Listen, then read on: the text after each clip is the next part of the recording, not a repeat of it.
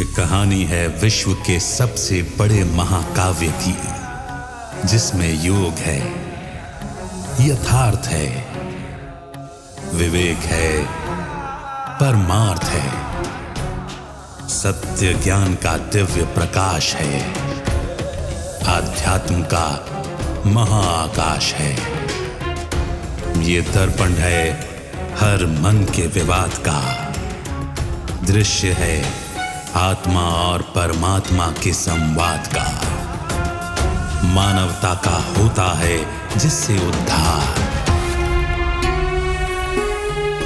यही है सच्ची गीता सार, अंधकार से प्रकाश की ओर।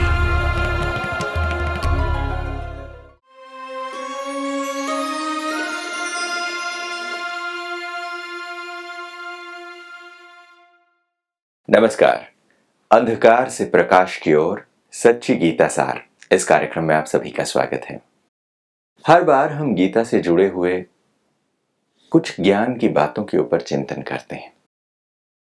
गीता हम पढ़ते भी हैं, पढ़ते आए भी हैं, मगर कभी कभार बस उसका पाठ कर लेने से क्या जीवन में परिवर्तन हो सकता है? उसके अर्थ को समझकर जीवन में धारणा किए बिना सिर्फ किसी चीज के जप कर लेने से, रिचुअलिस्टिकली पढ़ लेने से क्या कोई विद्यार्थी एक कक्षा से दूसरी कक्षा में जा सकता है? यानी चीजों को सिर्फ पढ़ना काफी नहीं है, उसको समझना, उसे याद रखना और उसे धारण करना भी इतना ही इम्पोर्टेंट होता है। शब्दों के इस फेर को अच्छी तरीके से समझने की जरूरत है। क्या शब्द जो बता रहे हैं उसको सही तरीके से अगर हम न समझें तो क्या उसका अर्थ नहीं बदल जाता? क्या उसका भाव नहीं बदल जाता? आइए आज इन्हीं विषयों पर चर्चा करते हैं। आज हमारे साथ स्टूडियो में ब्रह्मा कुमारीज के additional secretary general Brahma Kumar Brijmohan भाई साहब हैं। भाई साहब, आपका स्वागत है। ओम शांति। जैसे हम अक्सर ये कहते हैं कि संस्कृत में या किसी भी भाषा में शब्दों को अगर सही तरीके से समझा नहीं जाए तो उसका अर्थ बदल जाता है, और ऐसे ही हम बहुत सारे शब्दों को अर्थ का अनर्थ कर देते हैं क्योंकि हम अपने हिसाब से उसे इंटरप्रेट कर देते हैं, ऐसे सही से उच्चारण या उसे सही से पढ़ते ही नहीं हैं। ऐसे में एक शब्द जो आता है वो है ब्रह्मा और ब्रह्म। देखने में एक ही मात्रा का अंतर नजर आता है, और इस मात्रा के अंतर की वजह से कभी कभार हम मूंझ जाते हैं कि इसका मतलब क्या होगा। बहुत सारे शब्द जो हम ब्रह्म से मिलते जुलते जो हम लेते हैं वो है ब्रह्मचर्य, ब्रह्म मुहूर्त। ऐसी चीजें सुनने के बाद ऐसा लगता है कि अच्छा, इसे तो हम जानते हैं, मगर क्या हम इसे सही तरीके से समझते हैं? एक प्रश्न उठता है। भाषा के कारण से ही एक पूरे की पूरी एक फिलॉसफी नई पैदा हो गई, जिसको हम कहते हैं ब्रह्म ज्ञानी। तो वास्तव में ब्रह्म ज्ञानी हो सकता है कोई, और ब्रह्म क्या चीज है? तो केवल हुआ क्या है कि जैसे हम कहते हैं राजकुमारी, तो है वो राजा की कुमारी, क्योंकि राज तो एक ऑब्जेक्ट है, राज कोई जिंदा चीज तो है नहीं। जैसे राज सत्ता कहते हैं तो राजा की कुमारी है, लेकिन भाषा में जब संधि की जाती है तो आ उड़ा देते हैं, तो कहते हैं राजकुमारी। इसी प्रकार से जो चीजें ब्रह्मा जी से लिंक्ड थी उसमें से आ उड़ाने से वो कर दिया ब्रह्म। तो ब्रह्म का भ्रम, एक बहुत बड़ा भ्रम पैदा हो गया। आज जो बहुत ही महत्वपूर्ण चीजें ब्रह्मा जी के साथ लिंक्ड थी, उदाहरण के तौर पे ब्रह्मा भोजन। अब ब्रह्मा भोजन का अर्थ क्या है कि परमात्मा ने ब्रह्मा के द्वारा गीता में जो सात्विक भोजन बताया, सात्विक, राजसिक, तामसिक बताया है, तो सात्विक भोजन, शाकाहारी भोजन, ताजा भोजन और अच्छी कमाई से अर्जित किया हुआ भोजन, बहुत सारी चीजें उसमें बताई गई हैं। शाकाहारी भोजन, अब वो ब्रह्मा भोजन अर्थात भगवान ने बताया था अन्न का मन पर असर होता है, और अगर तुमने योगी बनना है तो अपने अन्न का बहुत ख्याल रखो। तो एक सात्विक भोजन बताया था तो शिव भोजन तो होता नहीं, कोई निराकार परमात्मा तो भोजन नहीं करते, वो तो भोग लगाओ तो वासना लेंगे। तो ये जो ब्रह्मा भोजन भगवान ने सिखाया था, और आ उड़ाने से वो हो गया ब्रह्म भोज। और आज ब्रह्म भोज का क्या अर्थ होता है कि खूब मिठाइयाँ सिठाइयाँ जोड़ करके ये आज हमारे घर में ब्रह्म भोज है जी। कहाँ वो सात्विक भोजन? तो उड़ाने से उसका जो वास्तविक अर्थ था वही उड़ गया। अच्छा, इसी प्रकार से कहते हैं ब्रह्मचर्य। अब ब्रह्मचर्य का कॉमन लोग अर्थ समझते हैं, जिसको कहते हैं सेलिबेसी, क्योंकि भगवान ने कहा है कि काम महाशत्रु है, गीता में यही कहा गया है। और ब्रह्मचर्य का रहस्य आज भी लोग समझते हैं। सन्यासी जो घर बार छोड़ के जबरदस्ती ब्रह्मचर्य का पालन करते हैं, उनका भी सम्मान होता है। कुमारी कन्या होती है, जब तक वो भोगी जीवन में नहीं जाती, उसको चरण धो के माता पिता भी पीते हैं। तो ब्रह्मचर्य का ये अर्थ तो है, लेकिन ब्रह्मचर्य का अर्थ सिर्फ ये नहीं है। असल में वो शब्द था ब्रह्मा आचरण, यानी ब्रह्मा के द्वारा परमात्मा शिव ने कौन सा आचरण सिखाया। अब उस आचरण में तो बहुत आ जाता है, आहार विहार विचार इत्यादि इत्यादि, तो उसको भी उन्होंने ब्रह्मचर्य कह के खत्म कर दिया। अच्छा, फिर एक और शब्द आता है जिसको हम कहते हैं ब्रह्म ज्ञान। अब आप सोचिए, ब्रह्म कोई चीज ही नहीं है, और अगर ब्रह्म कुछ अलग चीज है तो वो कोई जिंदा, कोई आत्मा इत्यादि जैसी चीज नहीं, कोई लाइव चैतन्य चीज नहीं जिसमें ज्ञान हो।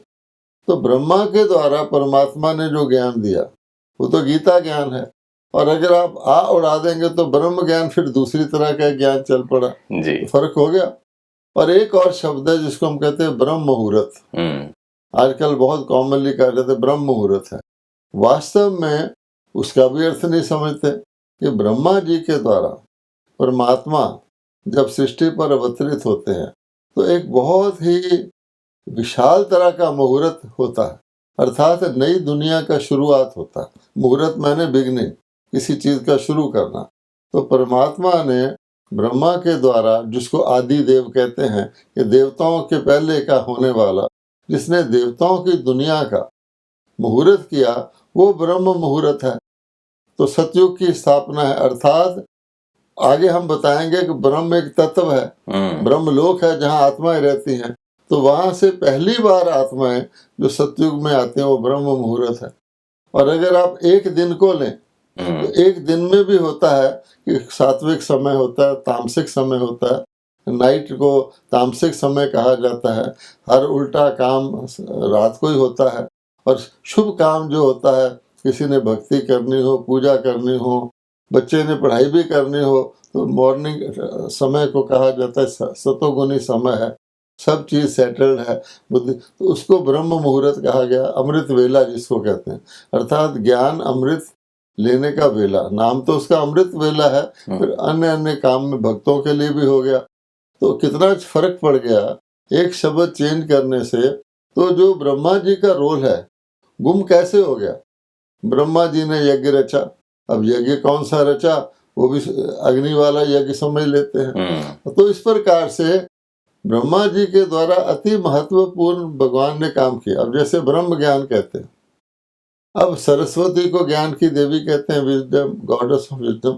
और सरस्वती को ब्रह्मा की पुत्री दिखाया गया है। शास्त्र ब्रह्मा के हाथ में दिखाए गए हैं, विष्णु की नाभि से निकलता है। अर्थात ज्ञान का, चाहे वो शास्त्र रूप से कहा गया या सरस्वती के द्वारा कोई डायरेक्ट कनेक्शन है, वो ज्ञान ब्रह्मा में कहाँ से आ गया? तो भगवान कहते हैं कि मैंने दिया। तो सारी बात को उड़ाने से कितना टोटल नुकसान हो गया, और कितनी तरह की पद्धतियां, कितनी तरह की नई नई चीजें निकल आई, अर्थ का अनर्थ हो गया। जैसे आप ब्रह्मचर्य के शब्द के बारे में बता रहे थे, एक मात्रा के बदलने से सारा अर्थ बदल जाता है। गीता के 6th चैप्टर के 16 श्लोक में ये चीज बताया जाता है कि ब्रह्मचर्य की अनिवार्यता के बारे में ये चीज बताई जाती है। बट आज हम ब्रह्मचर्य की अनिवार्यता की बात तो बहुत दूर की है, उसके बारे में भी सोचते हैं तो लोगों को लगता है ये सबसे नहीं हो सकता, ये पॉसिबल नहीं है। यहाँ तक भी हम ये कह देते हैं कि ये सिर्फ सन्यासियों के लिए है, ये सभी लोगों को नहीं करना चाहिए। तो ऐसे में जब गीता ये चीज़ बताती है कि ब्रह्मचर्य की अनिवार्यता बताती है, तो इसके बारे में गहराई से चिंतन करने और सोचने की आवश्यकता है। आपके विचार क्या? कोई भी चीज़ जब लुप्त हो जाती है तो वो कोई दूसरी चीज़ निकल आती है, तो जो उसको फॉलो करने वाले हैं, जब उनको बताया जाता है कि वास्तविक रूप ये था, वो उसको असंभव ही गिनते हैं। क्योंकि आज देखिए कि ब्रह्मचर्य ये तो बहुत डीप चीज़ है, मोटे रूप से जिसको हम काम विकार कहते हैं। अब काम को विकार कहा गया है कि नहीं कहा गया है? तो भक्ति में जब प्रेयर करते हैं, मैं मूर्ख खल कामी कहते हैं अपने आप को, तो कौन सी डिग्री में ले जाते हैं? समझते हैं ना कि खल किसको कहा जाता है और मूर्ख किसको कहा जाता है? कि जो व्यक्ति बिल्कुल बुद्धिहीन हो जाए वो कामी है, खुद कह रहे हैं। लेकिन जब उनसे काम विकार की बात की जाती है तो उनकी कोई कसूर नहीं है, क्योंकि वो उस काल की बात कर रहे हैं जहाँ ब्रह्मचर्य को एक एक्सेप्शनल चीज़ माना गया है। अर्थात लिखा हुआ है तो मानना तो पड़ेगा। जहाँ संतान उत्पत्ति ही विकार से हो, हर व्यक्ति सोचे कि चाहे साधु है या महात्मा, उसका जन्म ही विकार से हो रहा है, वो सोचे कि फिर थ्योरेटिकली वो कहते हैं सारे ब्रह्मचारी हो जाएंगे तो दुनिया कैसे चलेगी। तो उनकी अकल के अनुसार उत्तर देने के लिए तो हम ये कह देते हैं, देखो अगर योगी बनना है तो ब्रह्मचर्य का पालन करो, अगर भोगी बनना है तो आपके लिए ज़रूरी नहीं है, क्या कहा जाए। लेकिन वो इस बात को कंसीव ही नहीं कर सकते कि एक ऐसा भी समय था, यद्यपि शास्त्रों में लिखा हुआ है नियोग से सृष्टि पैदा होती थी, वेदों में भी लिखा हुआ, लेकिन वो किस प्रकार से पैदा होती थी वो समझते नहीं है। जब ब्रह्मचर्य से पालन करते हुए भी सृष्टि का एक दूसरा सिस्टम था जिसको देवताओं की कहते हैं निर्विकारी, संपूर्ण निर्विकारी, उनकी भी तो वृद्धि होती थी, तो इसलिए उनके कंसेप्शन के बाहर की चीज़ है। मैं ये कहना चाहता हूँ कि परमात्मा ने गीता में जो ब्रह्मचर्य बताया है ये तो असेंशियल ही है, क्योंकि ये बॉडी कॉन्शियस की चीज़ है और परमात्मा हमको कहते तुम अपने आप को आत्मा समझो। अगर आत्मा मान के आत्मा में कुछ विशेष सूक्ष्म दिव्य शक्तियाँ भरनी है, दिव्य गुण भरने हैं, तो ये नहीं चलेगा। ये तो सीधी बात है, भोगी व्यक्ति योगी नहीं हो सकता, वो रोगी हो सकता। लेकिन भगवान ने साथ और भी कुछ कहा कि ये अकेला नहीं है, कामेश क्रोधेश, अर्थात क्रोध एक बहुत बड़ा विकार है। अगर आप देखें, अगर वार होती है या एटॉमिक बम इन्वेंट होता है तो उसके पीछे क्रोध होता है ना। अगर आप एंगर हटा दें तो एटम बम पड़ा भी रहेगा तो काम नहीं आएगा, अगर एंगर से ए हटा दे तो डेंजर बन जाता है ना। इसलिए भगवान कहता है कि साथ क्रोध है, इसके साथ फिर लोभ भी है, और स्पष्ट कहा है काम क्रोध लोभ नरक के द्वार हैं।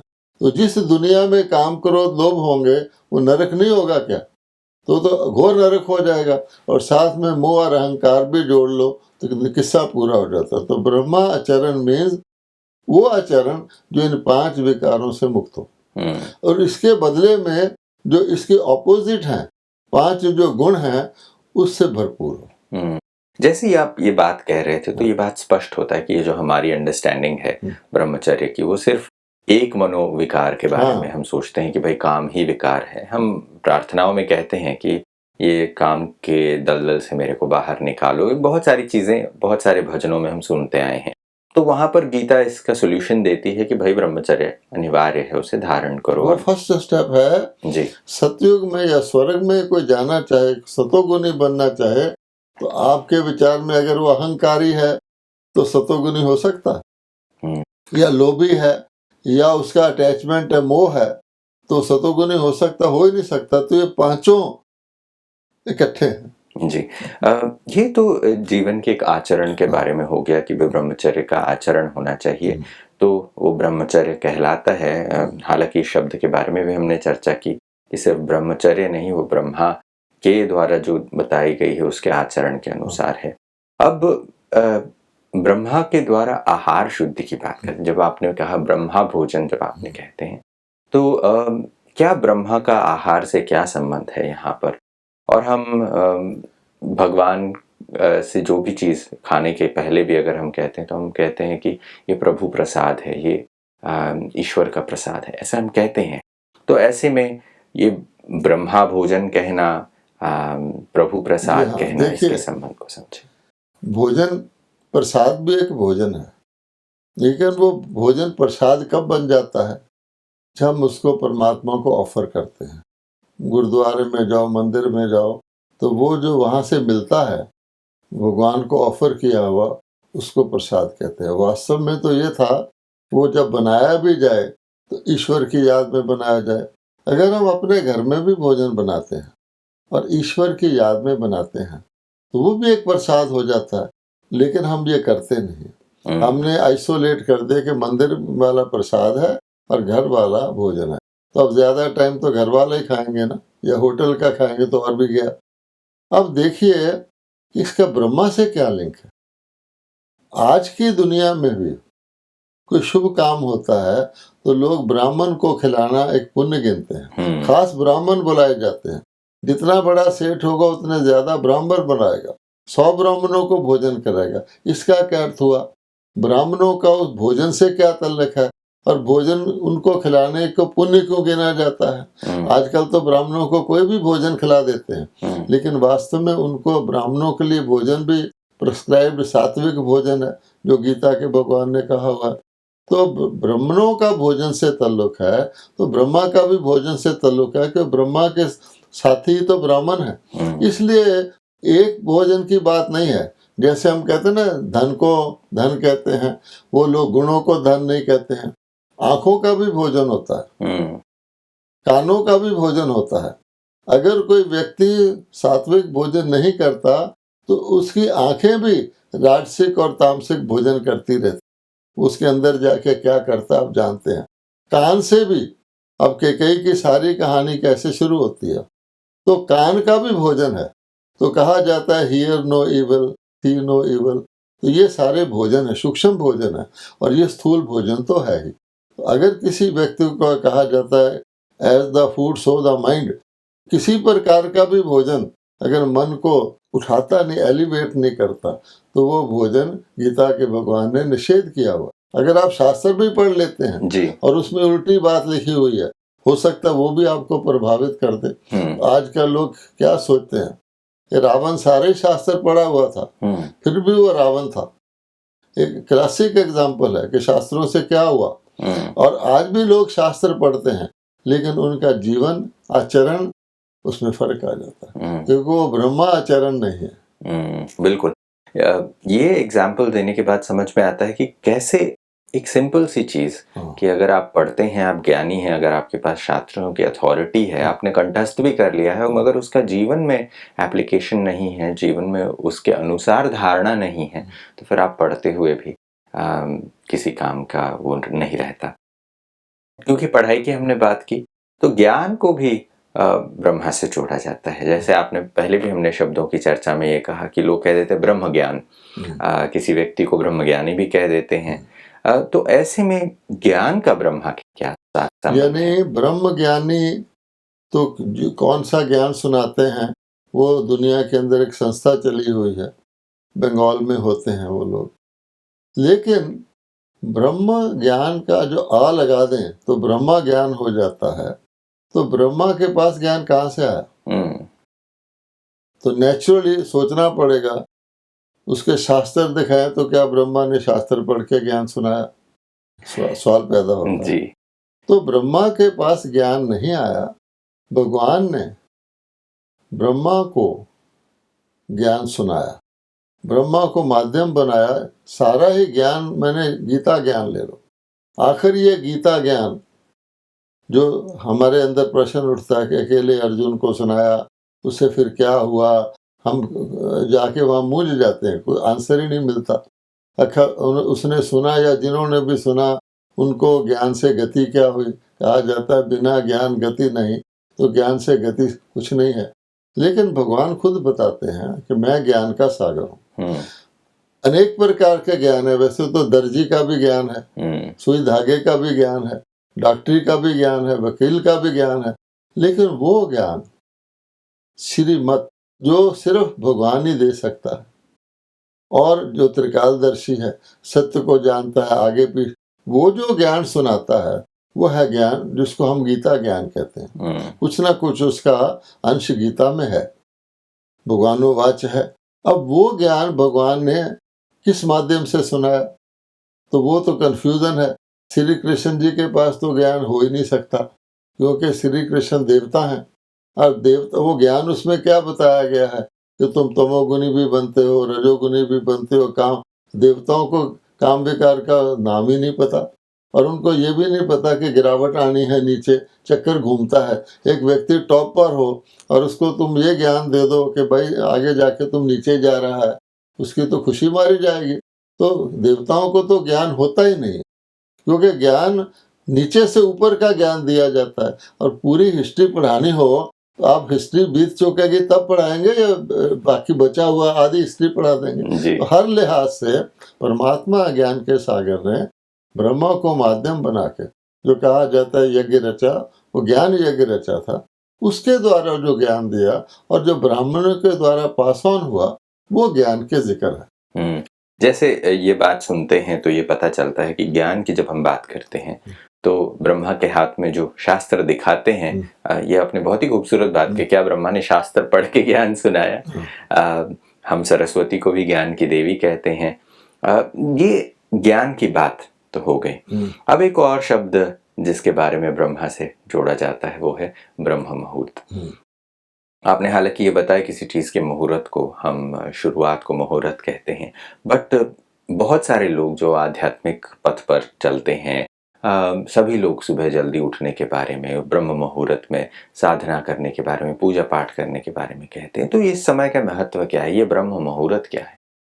देखिए, वैश्विक दृष्टिकोण से तो गीता में ही चौथे अध्याय में कहा हुआ कि सृष्टि चक्कर का भी कोई मुहूर्त होता है। ऐसे नहीं है कि सतयुग से त्रेता में आप गए तो कोई मुहूर्त है, उसका तो कोई महत्व ही नहीं है। सुबह से दोपहर हो गई, कोई महत्व नहीं है। या त्रेता से द्वापर में आ गए तो कोई मुहूर्त है, नहीं। तो मुहूर्त एक श्रेष्ठ चीज़ को कहा, जब कोई चीज़ बिल्कुल अपने ओरिजिनल स्टेट से शुरू होती है उसको मुहूर्त कहा जाता है। जैसे किसी नदी का जहाँ शुरू होती है गंगोत्री, उस जगह का महत्व होता है। तो वो मुहूर्त जब कहते हैं तो भगवान कहते हैं कल्प के आद में, आद मैंने मुहूर्त, तो आद जो है वो हो गया मुहूर्त। एक हिसाब से सारे वर्ल्ड साइकिल का मुहूर्त ब्रह्मा जी के द्वारा गीता ज्ञान सुनाकर भगवान करते हैं। तो विश्व का मुहूर्त, या जिसको ब्रह्मा के द्वारा दिया गया मुहूर्त था, वो तो ये है। अब उसके बाद आ जाता है, ये तो वैश्विक दृष्टिकोण हो गया, है ना, यानी मैक्रो हो गया। अब माइक्रो लेवल पे क्या होता है कि हम सारा दिन हमारे पास होता है, तो जैसे सृष्टि चक्कर है सतो रजो तमो में, ऐसे दिन का भी चक्कर है। आप देखिए दिन में सबसे बढ़िया टाइम कौन सा होता है, जब सारे थॉट्स सबसाइडेड होते हैं, ब्रेन फ्रेश होता है, आपको कुछ चीज धारण करने के लिए स्थान भी होता है। शाम और रात को तो देखिए क्या होता है, इसलिए वो सुबह होता है। तो मनुष्य को ज्ञान धारण करने के लिए भी या योग लगाने के लिए भी उसको कहा जाता है अमृत वेला, यानी वो हमारा मॉर्निंग आवर जो है वो उसको मुहूर्त कहा गया। उस वक्त आप कोई भी चीज ग्रहण करना चाहें तो आप कर सकेंगे। शाम को आपके पास इतना ग्रहण हुआ होता है कि जैसे कूड़े के ढेर में कोई हीरा भी डाल दे तो उसका कोई फायदा नहीं जी। फिर अगर श्री कृष्ण जी ने गीता सुनाई होती तो फिर क्या होता, कृष्ण ज्ञान, कृष्ण भोग, कृष्ण आचरण, कृष्ण मुहूर्त। भाव यह है कि फिट नहीं बैठता कृष्ण जी का किसी भी हिसाब से। ब्रह्म कुमारियां यानी हैं वो ब्रह्मा कुमारियां, लेकिन दुनिया का कोई भी व्यक्ति आएगा तो ब्रह्म कुमारी कहेगा, वो कहेगा ब्रह्मा कुमारी कहना ही गलत है। इसीलिए इन सारे शब्दों में हम ब्रह्मा शब्द को जोड़ते हैं। बहुत ही खूबसूरत चर्चा हुई है आज, वक्त इतना ही इजाजत देता है। कुछ और भी विषयों पर इस पर चर्चा आगे जारी रखेंगे, मगर आज आप समय निकाल कर आए और ये विजडम हमारे साथ शेयर किया, इसके लिए आपका बहुत बहुत धन्यवाद। नमस्कार। ओम शांति। दोस्तों, हमने समझा कि कैसे एक छोटी सी गलती, एक मात्रा को यहाँ से वहाँ कर देना सारे शब्द के अर्थ को बदल देता है। और शायद ऐसी कितनी गलतियां हमने की हैं, शब्दों को सही अर्थ में नहीं समझा, जिसकी वजह से हमें अपने सही अंडरस्टैंडिंग से चूकना पड़ा। आशा करते हैं कि आज की कड़ी में जो तार्किक उत्तर आपको मिले हैं, जो समझ बूझ के साथ और वास्तविकता में जो चीज़ें हो रही हैं, वो अगर आप समझ पा रहे हो तो फिर आपका भी चिंतन चल रहा होगा। सिर्फ चीज़ों को पढ़ने से हम ज्ञानी नहीं हो जाते, और ज्ञान होते हुए भी, शास्त्रों को पढ़ने के बाद भी रावण जीवन में आचरण को ले आना बहुत ही आवश्यक है। अगर आचरण तब होगा मगर जब हम उन चीज़ों को अच्छी तरीके से समझ सकेंगे। तो आशा करते हैं कि आज भी अंधकार से प्रकाश की ओर सच्ची गीता सार में ये समझ मिला ही है, ये प्रकाश मिला है। आज के लिए बस इतना ही। अगले एपिसोड में फिर मुलाकात करेंगे। तब तक के लिए नमस्कार।